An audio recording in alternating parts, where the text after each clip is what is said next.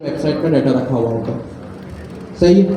अब कहीं एक्सटर्नल जगह से डाटा मंगवाने में है ना कुछ टाइम लगता है। कुछ टाइम का मतलब वो मिली सेकेंड्स भी हो सकता है और कुछ सेकेंड्स भी हो सकता है, 2-4 सेकेंड का टाइम भी हो सकता है। सही है। अब जिस कोड के एग्जीक्यूशन में थोड़ा सा टाइम लगे ना, जावास्क्रिप्ट उसके लिए रुकता नहीं है, क्योंकि जावास्क्रिप्ट तो हमारी सिंक्रोनस लैंग्वेज है। ठीक है, जावास्क्रिप्ट हमारी सिंक्रोनस लैंग्वेज है, यानी कोड फौरन चलता है।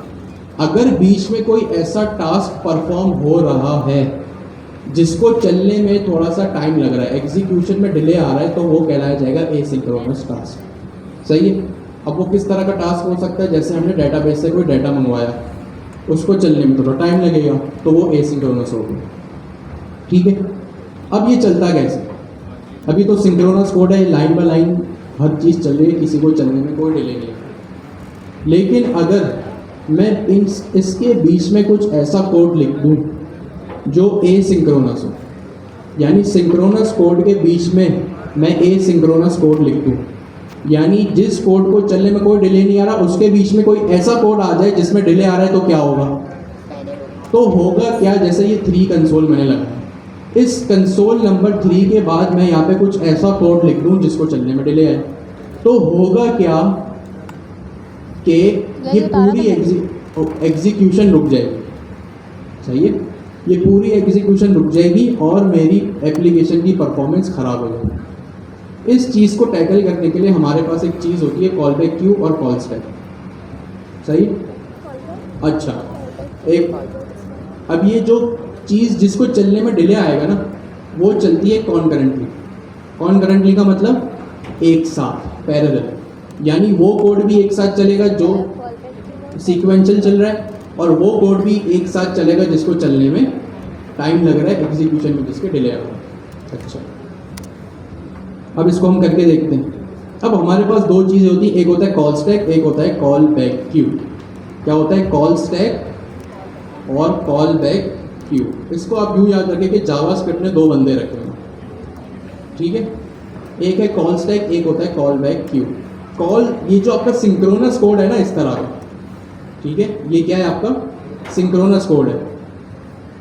कॉल स्टैक में वो कोड जाता है जो कि आपका सिंक्रोनस होता है, यानी जिसको चलने में कोई डिले नहीं आता। जिस कोड को चलने में कोई डिले ना है वो सिंक्रोनस है, और वो सीधा सीधा कहाँ जाता है? कॉल स्टैक में। कॉल बैक क्यू में वो कोड जाता है जो जिसको चलने में थोड़ा सा डिले आए। यहाँ मैंने लिख दिया सिंक। सिंक मतलब सिंक्रोनस, नहीं यू नहीं, यू। सिंक्रोनस कोड कहाँ जाता है? कॉल स्टैक में। और एसिंक्रोनस कोड कहाँ जाता है? Call back Q. अच्छा, ऐसा क्यों होता है भाई? मैं यही कर लेता, मुझे क्या ज़रूरत थी मैं एक और बंदा जावास्क्रिप्ट को बोलूँ हायर कर। ठीक है। अच्छा, अब आप सुनिए, आप अटेंडेंस लगाने आते हैं, आप क्लास में आते हैं, सबसे पहला काम आप क्या करते हैं? अटेंडेंस लगाते हैं। अब आपने यहाँ से लेके समझिए उस गेट तक आपने लाइन लगाई हुई है, यानी 1500 लोग खड़े हुए। अब समझिए, आपका जो अटेंडेंस लगाने का टास्क है ना, ये है सिंक्रोनस टास्क। क्या है? सिंक्रोनस टास्क, यानी एक स्टूडेंट आएगा, फौरन कार्ड दिखाएगा, उसकी अटेंडेंस लग जाएगी। दूसरा आएगा, कार्ड दिखाएगा, अटेंडेंस लग जाएगी। तीसरा अपना कार्ड दिखाएगा, अटेंडेंस लग जाएगी। इट मीन्स अटेंडेंस लगाने का काम सिंक्रोनस टास्क है। और आपका जो ये टास्क है ना, जो ये आपकी एक्सरसाइज है अटेंडेंस लगाने की, ये होगी कॉल स्टैक। ये जाएगी कहाँ? कॉल स्टैक में। यानी आप लोग जो एक लाइन बनी हुई है ना आपकी, वो कॉल स्टैक है। अब एसिंक्रोनस टास्क, अब एक ऐसा स्टूडेंट आया जिसकी अटेंडेंस लगने में थोड़ा सा टाइम लग रहा है। ठीक है, एक स्टूडेंट आया, उसकी अटेंडेंस लगने में टाइम लग रहा है। अब एक ज़रूरत क्या है कि आपका कार्ड आपके हाथ में होना चाहिए। तो सिंक्रोनस टास्क है, आपने कार्ड दिखाया, स्कैन किया, सिंक्रोनस हो गया, फौरन अटेंडेंस लगेगी, यानी चलने में कोई डिले नहीं आया। अब एसिंक्रोनस, एक स्टूडेंट आया, उसकी अटेंडेंस में लग रहा है टाइम। अब हो सकता है उसका कार्ड उससे मिसप्लेस हो गया, वो अपने बैग में ढूंढ रहा है, वो अपनी जेब में ढूंढ रहा है। अब उस एक स्टूडेंट के चक्कर में पीछे पूरी लाइन अटक गई। मैंने यही कहा ना, यहाँ पे क्या हो रहा है, इस पे आ जाइए। एक स्टूडेंट एसिंक्रोनस है, यानी उसकी अटेंडेंस में थोड़ा सा डिले आ रहा है, यानी वो एसिंक्रोनस अटेंडेंस हो रही है। अब उस एक के चक्कर में क्या हो रहा है, पीछे पूरी लाइन अटक गई। अब आप मुझे एक बात बताएं, कौन सी अप्रोच बेहतर है कि उस एक स्टूडेंट को लाइन में खड़ा रखा जाए और कहा जाए भाई ढूंढो अपना काम, चाहे पीछे सब खुआर होते, ये बेटर अप्रोच है, या उसको बोला जाए भाई अब थोड़ा सा साइड पे हो जाओ, जो रेडी है उनको आगे आने दो। ठीक है, अब जो रेडी है उनकी टास्क, उनकी अटेंडेंस फौरन लगेगी। अब जो एक स्टूडेंट साइड पे हो गया ना, क्योंकि अब वो साइड पे होके अपना कार्ड ढूंढता रहे, जब मिल जाए तो फिर लाइन में आ जाए, सही है, और पीछे जो अटेंडेंस के लिए रेडी है वो आगे आ जाए। कौन सी अप्रोच बेहतर है, पहली कि दूसरी? दूसरी। इसीलिए यहाँ पे 2 बंदे जावास्क्रिप्ट ने रखने हैं। तो जिस स्टूडेंट को आपने कहा ना भाई आप साइड पे होकर अपना कार्ड ढूंढ लो, उसको कंसिडर कीजिए आप, वो चला गया कॉल बैक क्यू में, सही है, वो कहाँ चला गया, कॉल बैक क्यू में। और जो स्टूडेंट्स आप में से अटेंडेंस लगाने को बिल्कुल रेडी थे, एकदम तैयार, वो हैं कॉल स्टैक में। जो आपकी लाइन लगी हुई ना, ये कॉल स्टैक है। जिस स्टूडेंट्स की एग्जीक्यूशन में अटेंडेंस में थोड़ा सा डिले हो रहा है, आपने उसको कर दिया साइड पे, हो गया कॉल बैक क्यू में। जल्दी से डिफरेंस अपने बराबर वाले को समझो।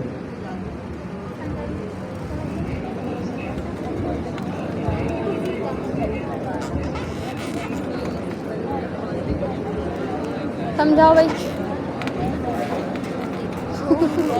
कॉल बैक क्यू में मतलब वही है ना, सेट टाइम वाला काम करता है ना, क्योंकि टाइम देते हैं कि वो 1000 में देते हैं इसको, इतने टाइम के बाद ये एग्जीक्यूट करना, टाइम कम होगा वो पहले चलेगा और इसका टाइम ज़्यादा होगा वो उसके बाद एग्जीक्यूट करेगा। प्रिंट करने में देर लगता है ना, वो कोई डेटा फैच किया है तो उसमें टाइम लग रहा होगा, तो वो दोनों स्टूडेंट्स की अटेंडेंस पहले हो गई, जिसकी अटेंडेंस में डिले जा रहा था वो लाइन की सबसे आखिरी में आएगा, इसलिए इसको कहते हैं set time out. I repeat, synchronous सबसे पहले आएंगे, चाहे जितने भी हो, सिंक्रोनस सबसे पहले आएंगे, और ए सिंक्रोनस सबसे लास्ट में एग्जीक्यूट होगा। इसका मतलब कॉल स्टैक का कोड पहले चलता है, कॉल बैक क्यू का सबसे लास्ट में चलता है। ठीक है जी, अब इसकी एग्जीक्यूशन, अब आपने ये तो देख लिया 1 2 3 4 और 25 और I am set time out. अब आप देखिए, मैं जैसे ही एंटर प्रेस करूंगा ना, सिंक्रोनस कोड तो पहले ही आ जाएगा, लेकिन सेट टाइम आउट वाला, ए सिंक्रोनस वाला सबसे आखिरी में आएगा। गौर से देखिएगा, ये मैंने कर दिया एंटर प्रेस, देखिए 1 2 3 4 25 फौरन आ गया, लेकिन सेट टाइम आउट बाद में आया। क्यों आया? क्योंकि यहाँ 1500 सेकंड का मैंने डिले किया। ठीक है, तो ये है सिंक्रोनस और ए सिंक्रोनस। जल्दी से अपने इस कोड को कॉपी करें, अगर कोई सवाल है तो पूछें। जब कोई फंक्शन किसी, अच्छा कॉलबैक फंक्शन होते क्या? सबसे पहले जब एक फंक्शन किसी दूसरे फंक्शन में एज एन आर्ग्यूमेंट बन के जाए, वो होता है कॉलबैक फंक्शन। क्या कहा मैंने? जब एक फंक्शन एज एन आर्ग्यूमेंट बन के जाए दूसरे फंक्शन में, वो होता है कॉलबैक फंक्शन। अभी तक आपने आर्ग्यूमेंट में क्या क्या पास किया है? Number, string, Boolean, array, object या ऑब्जेक्ट, एरे ऑफ ऑब्जेक्ट्स। आपने आज तक कभी एज एन आर्ग्यूमेंट कोई फंक्शन पास नहीं किया, तो अब हम करके देख लेते हैं। अच्छा, ये पास क्यों करते हैं हम? कि अपना काम जब हमें किसी और से कराना हो तो वो हम क्या करते हैं? कॉल बैक्स में रख देते हैं। सही है, सारी बातें बंद, नजरें सारी स्क्रीन पे। अच्छा, अभी मैं कॉल बैक्स का सिर्फ आपको सिंटैक्स बता रहा हूँ, ठीक है? कॉल बैक्स लिखते कैसे, उसके एक्चुअल एग्जीक्यूशन है उसके बाद देखें। मैंने फंक्शन डिफाइन, कुछ भी हो सकता है, फंक्शन एरो भी हो सकता है, और फंक्शन कीवर्ड मैंने कहा function 1 round brackets, curly brackets, const two, यहाँ पे मैंने एरो फंक्शन लिख लिया इस तरह से। ठीक है, यहाँ अब मैंने क्या किया, इस ये जो मेरा मेन फंक्शन है, ये हो जो मेरा 2 है ना, ये है मेरा कॉल बैक फंक्शन। यानी ये मेरा 2 फंक्शन जो है वो एक आर्ग्यूमेंट बनकर पास होगा। मेरा 2 फंक्शन क्या होगा? एक आर्ग्यूमेंट बन के पास होगा, इसलिए कहला जाएगा कॉल बैक फंक्शन। और जो फंक्शन इस कॉल बैक को एक्सेप्ट करे वो कहलाता है हायर ऑर्डर फंक्शन। क्या कहलाता है? Higher order function. यहाँ पे मैंने लिख दिया हायर ऑर्डर। ठीक हो गया जी। अब मैं क्या करूँगा यहाँ पे, अब इसको पैरामीटर भी तो पास करना है, जाहिर सी बात है। जब ये 1 फंक्शन एक आर्ग्यूमेंट हायर ऑर्डर है और ये एक आर्ग्यूमेंट लेगा किस चीज़ का? एक फंक्शन का तो इसको पैरामीटर भी तो पास करना पड़ेगा, ये हमने अभी देखा। तो मैं इसको एक नाम दे दूंगा CB। CB का मतलब कॉल बैक। ज़रूरी नहीं है इसका नाम CB हो, इसका नाम कुछ भी हो सकता है, बट मीनिंगफुल नाम रखने के लिए हम या CB लिख लें या पूरा कॉल बैक लिख लें इस तरह से। ठीक है जी, अभी मैं इसका नाम CB रख लेता हूँ। अब इसकी टाइप क्या होगी, टाइप हम अभी रहने देते हैं, इसके बाद देख लेंगे।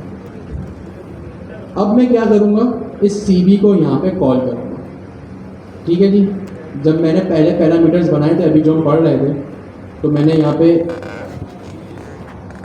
नेम पास किया, इस नेम को यहाँ यूज़ भी तो किया। तो इसी तरह मैंने यहाँ CB यानी एक कॉल बैक फंक्शन पास किया, एक पैरामीटर पास किया, उसको मैं यहाँ यूज़ भी करूँगा, मैं यहाँ लिखूँगा CB। अब क्योंकि ये पैरामीटर एक फंक्शन है ना, ये पैरामीटर एक फंक्शन है, तो इसके साथ लगेंगे राउंड ब्रैकेट्स। ये पैरामीटर अब मेरा एक नॉर्मल पैरामीटर नहीं, एक फंक्शन का पैरामीटर है। इस पैरामीटर में मेरा एक आएगा फंक्शन। ये फंक्शन क्या है, मेरी एक नॉर्मल स्ट्रिंग नंबर बूलियन तो है नहीं, ये क्या है, मेरी एक फंक्शन। ये पैरामीटर मेरा एक फंक्शन है, तो मैंने लिखा CB यानी पैरामीटर का नाम, और इसके साथ मैंने लगा दिया राउंड ब्रैकेट्स। अब यहाँ 2 में मैंने लिख लिया क्या, console.log2, और इससे पहले मैं लिख लेता हूँ console.log1। ठीक हो गया जी। ये मेरा 1 हायर ऑर्डर फंक्शन है, 2 मेरा कॉल बैक फंक्शन है। 1 में मैंने लिखा console.log1 और CB यानी मैंने कॉल पैरामीटर को यहाँ पे कॉल कर दिया। पैरामीटर को कॉल क्यों कराया, क्योंकि ये पैरामीटर मेरा एक फंक्शन है, नॉर्मल स्ट्रिंग नंबर बूलियन तो है नहीं, तो फंक्शन को कॉल कराने के लिए हम राउंड ब्रैकेट्स लगाते हैं, इसलिए ये राउंड ब्रैकेट्स यहीं लग गए। अब जाहिर सी बात है, मुझे इस 1 फंक्शन को कॉल कराना है, 2 को तो इसमें पास कर दिया। अब मैं क्या करूँगा, 1 राउंड ब्रैकेट्स, ये 1 मेरा क्या है, हायर ऑर्डर फंक्शन, और 2 क्या है, कॉल बैक। कॉल बैक क्या होता है, वो फंक्शन जो किसी दूसरे फंक्शन में एज एन आर्ग्यूमेंट बन के पास हो। यानी 1 फंक्शन में एज एन आर्ग्यूमेंट जब 2 पास होगा तो 2 मेरा होगा कॉल बैक फंक्शन, 1 मेरा होगा हायर ऑर्डर फंक्शन। तो 2 मैंने इस तरह से लिख दिया। एक बात हमेशा याद रखिएगा, जब कॉल बैक फंक्शन पास होगा एज एन आर्ग्यूमेंट, जब कॉल बैक फंक्शन पास होगा एज एन आर्ग्यूमेंट, तो उसके साथ राउंड ब्रैकेट्स नहीं लगेंगे। अब आप पूछेंगे भाई जब राउंड ब्रैकेट्स लगे ही नहीं, अच्छा पहले ऐसा हुआ क्यों, क्योंकि कॉल बैक्स का तरीका यही है लिखने का, कि जब कॉल बैक को आप एज एन आर्ग्यूमेंट लिखते हैं तो उसको राउंड ब्रैकेट्स नहीं लगाते। दूसरा सवाल आपके जहन में ये आएगा, भाई जब राउंड ब्रैकेट्स लगाए ही नहीं है तो कॉल कैसे होगा, इसका आंसर कैसे आएगा। तो भाई जब आपने 1 लिखा, 1 में आपने 2 पास किया, ये 2 क्या है, एक आर्ग्यूमेंट है, ये आर्ग्यूमेंट गया CB में, CB ये है एक फंक्शन, और इस फंक्शन के साथ आपके राउंड ब्रैकेट्स लगे हुए हैं। सही है, दोबारा मैं रिपीट करता हूँ।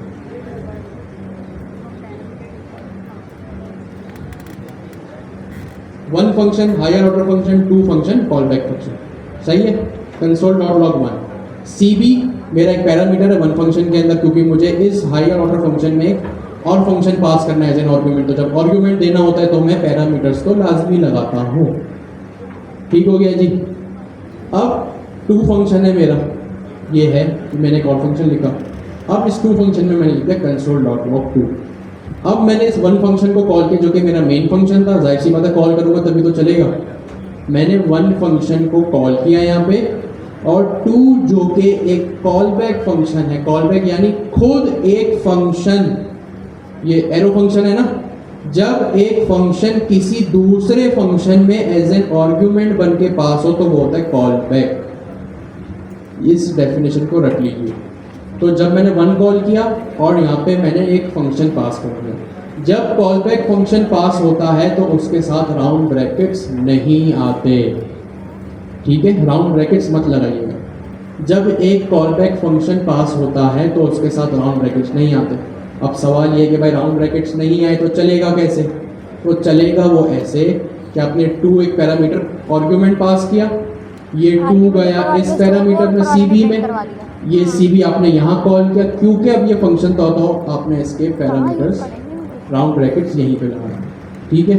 अब जब मैं इसको चलाऊंगा तो ऑफ कोर्स आपको अभी मैंने बताया ना, मैंने सिर्फ इसका एक सिंटैक्स बता रहा हूँ, यानी लिखने का तरीका बता रहा हूँ। अगर मैं यहाँ सेट टाइम आउट भी लगा दूंगा तो दो चीज़ें एक साथ समझने में आपके लिए मुश्किल हो जाएगी, इसीलिए अभी मैंने आपको सिर्फ एक लिखने का तरीका बताया। अब इसकी एग्जीक्यूशन तो स्ट्रेट फॉरवर्ड ही होगी, एक में 1 आएगा, एक में 2 आएगा, इस तरह से, ठीक है। ये आपके लिए नॉर्मल है। आपके लिए जो भी एक मेन चीज़ है वो ये, ठीक है। सेट टाइम आउट कहाँ लगेगा ये आपने खुद आइडेंटिफाई करना है, ये आपका होमवर्क है। और नेक्स्ट क्लास में आके आपने मिस हिना को और सर हुनैन को अपना होमवर्क क्लास में दिखाना। अगर आपके पास टाइम है, मुझे पता है आप लोग बड़े सेठ लोग हैं, होमवर्क करने का टाइम है आप लोगों के पास, लेकिन भाई मेहरबानी करके होमवर्क कर लेना, प्रैक्टिस भी करना, चाहे जितना समझ आए जितना समझ नहीं आए, ठीक है। अब हम चलते हैं, एक जो है वो है क्या है, एक और फीचर है प्रोमिसेस का, ठीक है। सबसे पहली चीज़ प्रोमिसेस में आप क्या करेंगे, आप एक ts config फाइल बनाएंगे। क्या करेंगे, ts config फाइल इस वक्त मेरे पास नहीं बनी हुई तो मैं बना लेता हूँ।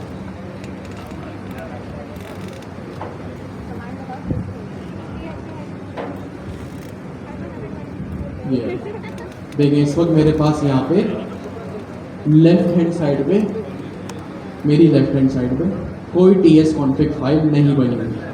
तो मैं क्या करता हूँ, ts config फाइल बनाने के लिए कमांड होती है, क्या होती है, tsc, यानी type script compile, dash dash बोल लें, हाइफन हाइफन बोल लें, माइनस माइनस बोल लें, कुछ भी बोल लें। इसके बाद लगाएंगे आप इनिट। इनिट का मतलब इनिशियलाइज।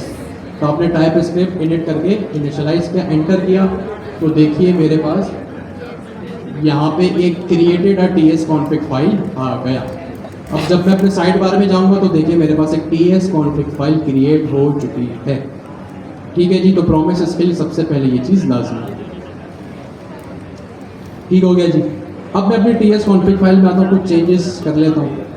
लाइन नंबर 14 पे बाय डिफ़ॉल्ट मेरे पास एक टारगेट है ESC 2016।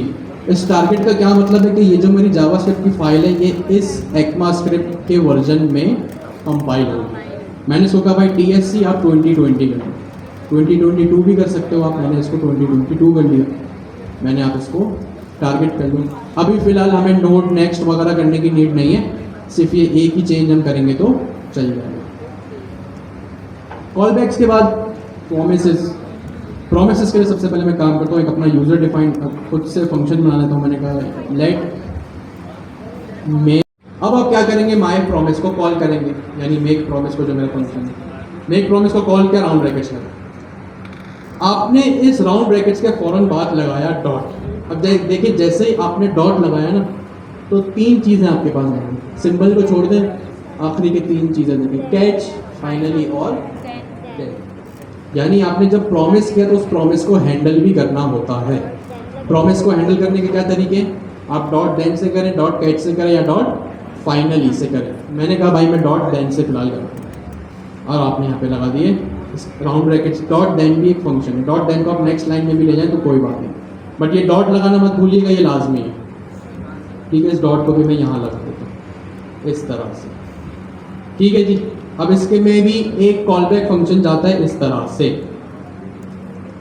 और ये यहाँ पे आप इसको लिख देंगे। ये अपने अंदर एक पैरामीटर लेगा, RES यानी रिस्पॉन्स। पैरामीटर का नाम कुछ भी हो सकता है, आप यहाँ ABCD लिख दें भी तो चल जाएगा, और यहाँ पे लिख दें console.log रिजॉल्व। अब ये चला कैसे भाई, इतना सब तो लिख दिया। प्रॉमिस क्रिएट किया आपने, प्रॉमिस हुआ यहाँ पे रिजॉल्व। रिजॉल्व फंक्शन कॉल कर रहा हूँ ना मैं, अच्छा ध्यान से, ये रिजॉल्व एक फंक्शन है। क्या ये लास्ट में मैंने पिछली बार क्या किया था, थोड़ी देर पहले CV को एक पैरामीटर को राउंड ब्रैकेट्स लगा के कॉल किया था, तो यहाँ भी रिजॉल्व के एक पैरामीटर को राउंड ब्रैकेट लगा के मैं कॉल कर रहा हूँ। अब समझ आया कॉल बैक और क्या होता है। तो रिजॉल्व एक फंक्शन है, तो राउंड ब्रैकेट्स लगा के मैंने लिख दिया आई एम रिजॉल्व।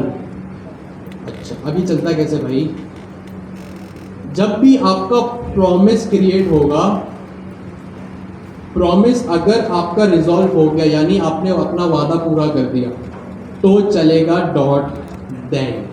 क्या चलेगा? डॉट देन चलेगा। सही है। आपका प्रॉमिस आपने लिखा, आपने किया भैया प्रॉमिस हो गया रिजॉल्व, प्रॉमिस हुआ रिजॉल्व तो डॉट देन चलेगा। यहाँ पे प्रॉमिस रिजॉल्व हो रहा है कि नहीं हो रहा है? भाई प्रॉमिस रिजॉल्व हो रहा है कि नहीं हो रहा है? हो रहा है तो डॉट देन चलेगा। अब जैसे ही ये प्रॉमिस राउंड ब्रैकेट्स और ये, तो अब आपको रट दिया होगा इसका सेंटेंस। ठीक है जी। मैंने यहाँ पे लिखा रिटर्न न्यू प्रॉमिस कि भाई हमारी टीम ने हमसे वादा किया। अब ये कॉल बैक फंक्शन लेते तो इस तरह से मैंने लिख दिया। ये कौन से दो पैरामीटर्स लेता है? रिजॉल्व और रिजेक्ट। ठीक हो गया जी। ये मेरा प्रॉमिस यहाँ पे क्रिएट हो गया। रिटर्न का कीवर्ड लगाना लाजमी है। ठीक है जी, नहीं लगाएंगे तो मसला होगा। अब मैं यहाँ पे एक वेरिएबल बनाता हूँ चेक करने के लिए। मैंने लिखा let is victory is equals to true. अगर ट्रू है तो इस विक्ट्री का मतलब हम जीत गए, फॉल्स है तो हम हार गए। तो अभी मैंने इसको ट्रू रखा है। अब मैं यहाँ पे लगाता हूँ एक इफ स्टेटमेंट। कहाँ पे लगाऊंगा? मेरी इस प्रॉमिस की फंक्शन में। ठीक हो गया जी। मैंने यहाँ पे लिखा इफ राउंड ब्रैकेट्स के कर्ली ब्रैकेट्स के स्क्वायर ब्रैकेट, स्क्वायर ब्रैकेट ना, राउंड ब्रैकेट्स और फिर कर्ली ब्रैकेट्स। ये हो गई मेरी इफ स्टेटमेंट तैयार। इफ स्टेटमेंट जब कंडीशन ट्रू होगी तो इफ चलेगा, फॉल्स होगी तो एल्स चलेगा। मैंने लिखा इफ इज विक्ट्री। ये इज विक्ट्री क्या है? ये वेरिएबल है। If is victory is equals to true. अब मैं यहाँ पे double is equals to true लिखूं या ना लिखूं, एक ही बात है, वो खुद ही इसको ट्रू कंसिडर कर लेगा। सही है। मैंने लिखा if is victory is true तो रिजॉल्व चले, पहले रिजॉल्व आएगा, अभी कंसोल नहीं आएगा। V1। अब एल्स स्टेटमेंट भी मैं यहाँ फौरन से लगा देता हूँ। देखिए इफ लगाया कि अगर हम मैच जीत गए तो यानी जो वादा था वो रिजॉल्व हो गया, हम जीत गए। एल्स क्या लगेगा? इस इफ स्टेटमेंट के कर्ली ब्रैकेट्स के बाद लिखा एल्स। एल्स में कोई राउंड ब्रैकेट नहीं लगता, डायरेक्ट कर्ली ब्रैकेट लगता। अगर हम हार गए तो यानी चलेगा रिजेक्ट, और यहाँ पे मैंने लिख दिया वी लॉस्ट। अब ये हो गया मेरा यहाँ पे एक क्रिएट क्या प्रॉमिस और मेरा एक फंक्शन। विक्ट्री का वेरिएबल रखा, इसको ट्रू रख दिया। प्रॉमिस किया मैंने, अब इफ एल्स लगाया क्योंकि डिसीजन मेकिंग करनी होती है तो हम प्रोग्रामिंग में इफ एल्स लगाते हैं। मैंने लिखा भाई अगर हम जीत गए तो रिजॉल्व में लिख दो V1, एल्स हार गए तो रिजेक्ट चलाओ, उसमें रख दो V लॉस्ट। अब ये फंक्शन ऐसे तो चलेगा नहीं, इसको कॉल करना पड़ेगा। फंक्शन का नाम है मेरे क्रिकेट। थोड़ा सा जूम आउट कर देता हूँ। Cricket round brackets dot then. Round brackets क्या सिंटैक्स है इसका? एक और अपने अंदर एक फंक्शन एक्सेप्ट करता है। अब मुझे इसके अंदर पैरामीटर्स देने पड़ेंगे। मैंने यहाँ पे लिख दिया रिस्पॉन्स इस तरह से, और कंसोल डॉट लॉग करवा दिया किसको? रिस्पॉन्स को।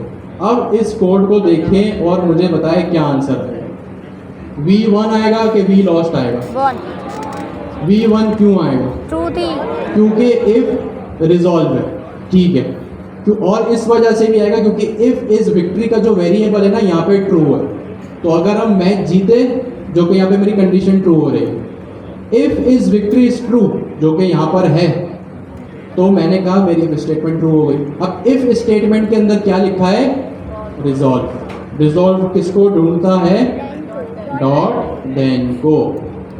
ठीक है। तो मेरे पास क्या आ जाएगा? V1।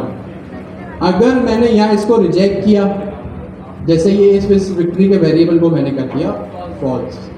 अब मैंने यहाँ पे स्टेटमेंट क्या मैंने रखा? भाई मेरे जो इफ इस विक्ट्री का वेरिएबल है वो फॉल्स है। अब मैं डिसीजन मेकिंग कर रहा हूँ कि if is victory is true, तो क्या ये कंडीशन सही है या ये? इफ चलेगा एल्स चलेगा? एल्स चलेगा। एल्स में रिजेक्ट है। रिजेक्ट इसको ढूंढता है डॉट कैच को। तो मैं इसी को कॉपी करके यहाँ लगा लेता हूँ और यहाँ पे मैंने लिख दिया कैच, और यहाँ पे इसका मैंने इसको भी चेंज कर दिया। तो आंसर क्या आएगा? We lost. तो दोनों को हमने साथ चला के भी देख लिया। लेकिन अब यहाँ पे एक छोटी सी वही बात कि भाई जब क्रिकेट मैच स्टार्ट होता है तो वो शुरू होके फौरन तो ख़त्म हो नहीं जाता, टाइम लगाएंगे, यानी उसको टाइम लगता है। टाइम लगता है मतलब सिंक्रोनस है कि एसिंक्रोनस है? एसिंक्रोनस है, और एसिंक्रोनस के लिए हमने क्या कौन सा फंक्शन देगा, सेट टाइम। बाबर आजम। तो एक डॉट देन में आपने सबसे पहले रिस्पॉन्स कंसोल कराया। भाई क्या होता है, मैच जीत गए, फिर प्रेजेंटेशन सेरेमनी होती है, उसमें मैन ऑफ द मैच का अवार्ड मिलता है। अब आपने यह लिख दिया किसको मिला, रिटर्न स्टेटमेंट में बाबर आजम। फिर क्या हुआ, इस रिटर्न स्टेटमेंट के बाद ये डॉट देन है, ठीक है, ये डॉट देन है, इसके बाद एक और डॉट देन लग सकता है, ये होती है चेनिंग। एक और डॉट देन लगा। चेनिंग का क्या मतलब है, पॉइंट ए से पॉइंट बी तक जो चीज आपस में इंटरकनेक्टेड हो वो चेन होता है। पॉइंट ए से पॉइंट बी तक जो चीज आपस में इंटरकनेक्टेड हो वो क्या होता है, चेन होता है। तो ये डॉट देन भी इस डॉट देन से कनेक्टेड है। अब मैंने इस डॉट देन में man of the match Babar लिखा, ये डॉट देन का रिस्पॉन्स जो कि रिटर्न स्टेटमेंट में, अब रिटर्न स्टेटमेंट का मतलब समझ आया कि मैं जावास्क्रिप्ट को कह रहा हूं भैया वैल्यू लाके दो। इस रिटर्न स्टेटमेंट में मैंने लिखा man of the match Babar. अब इस man of the match Babar का जो मैंने मैसेज लिखा है ना, वो चलेगा इस डॉट देन में, दूसरे वाले। आपने एक गेम तो खेली होगी, अगर नहीं खेली तो नाम तो सुना ही होगा, कॉन्सेप्ट भी पता ही होगा। उस गेम का क्या नाम है, पासिंग द पिलो। सुन रखा है नाम। इस गेम में क्या होता है, एक पिलो अगर इनके पास है वो अपने बराबर वाले को पास करेंगे, फिर वो अपने बराबर वाले को, पहला दूसरे को, दूसरा तीसरे को, तीसरा चौथे को, चौथा पांचवे को। इसी तरह से ये गेम खेली जाती है, और यहाँ से लेके फिर आखिरी तक एक एक करके वो पिलो पास होता रहेगा। तो ये डॉट, ये जो है क्या कहते हैं, चेनिंग भी इसी तरह काम करती है। एक डॉट देन का रिस्पॉन्स जाता है अगले डॉट देन। मैंने लिखा भाई man of the match Babar है, तो यहाँ पे मैंने चलाया, तो देखिए पहले मैंने इसको ट्रू कर रखा है, जी हाँ। तो मैंने मैच इन प्रोग्रेस किया, V1 man of the match Babar. अब फ्लाइट पकड़ो इसलिए आया क्योंकि फाइनली लगाया हुआ, इसको मैं 2 सेकंड के लिए हटा दूंगा, ठीक है। अब मैं एक और डॉट देन लगा सकता हूँ। अभी आप, मैं इसका एक जल्दी से ओवरव्यू दे रहा हूँ, नेक्स्ट क्लास में आप लोग डिटेल में पढ़ लीजिएगा। अब देखिए रिटर्न लगाया man of the match Babar, ये डॉट देन इस डॉट देन से कनेक्टेड है, तो इसका रिस्पॉन्स गया इस पैरामीटर में, और इस पैरामीटर में दूसरे कंसोल में आपके पास आ गया man of the match Babar. अगर मैं ये रिटर्न स्टेटमेंट हटा दूं तो अब आपको देखें यहाँ क्या मिलेगा, match in progress V1 undefined, यानी जावास्क्रिप्ट से आप वैल्यू तो मांग रहे हो लेकिन आपने इसको दी नहीं है, तो ये होता है रिटर्न स्टेटमेंट। होपफुली अभी और क्लियर होगा, ठीक है। ये यहाँ पे आ गया। अब आपने कहा भाई रिटर्न स्टेटमेंट, बाबर को मैन ऑफ द मैच मिल गया, बाबर ने कितने बनाए, 30 बॉल में 100 बना दिए। अच्छा 100 बॉल में 30 रन, तो आपने लिख दिया 100 ऑफ 30। अब इस डॉट देन का रिस्पॉन्स मेरे पास नहीं आएगा, क्यों, क्योंकि मुझे इस डॉट देन के रिस्पॉन्स के लिए एक और डॉट देन लगाना पड़ेगा। चल अच्छा, डॉट देन लगाने से पहले मैं चला के भी देखूंगा। Note JS match in progress. अच्छा ये भी नहीं चाह रहा बाबर को मैन ऑफ द मैच, अटक गई। अच्छा इसको क्यों नहीं आ रहा, क्योंकि देखिए यहाँ पे मैंने डॉट देन नहीं लगाया ना, तो शायद इस वजह से ही अटक गई। हो सकता है मेरी एग्जीक्यूशन में कोई मसला हो, दोबारा इसको चला के देख लेता हूँ। अच्छा आ गया, पीछे कुछ मसला है। देखिए match in progress V1 man of the match Babar तो आ गया, लेकिन बाबर ने कितने बनाए रिटर्न स्टेटमेंट में, ये तो मैंने रिटर्न भी करा दिया, लेकिन क्योंकि इसका डॉट देन नहीं लगा तो अब ये लगाना ज़रूरी है। अब कितने बनाए, ये इस डॉट देन में आए, तो अब आप देख लीजिए मैच इन प्रोग्रेस।